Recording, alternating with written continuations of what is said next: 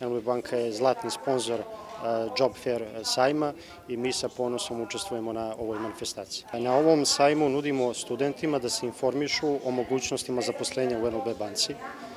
NLB banka je konstantno u potrazi za kvalitetnim kadrovima, nezavisno od toga da li su trenutno raspisani radni oglasi. Mi smo jako zainteresovani da primimo aplikacije kvalitetnih studenta i svršenih diplomaca iz različitih oblasti, a ovdje su u fokusu IT inženjeri, matematičari i elektroinženjeri. U ovoj fazi prikupljamo aplikacije, testiramo zainteresovanost studenta, objašnjavamo im o tome šta jeste banka i banka nije samo prodaja kredita i depozita, već banka podrazumijeva i implementaciju modernih IT tehnologija kako bismo na kvalitetan način odgovorili našim klijentima. Naše iskustva su jako pozitivna.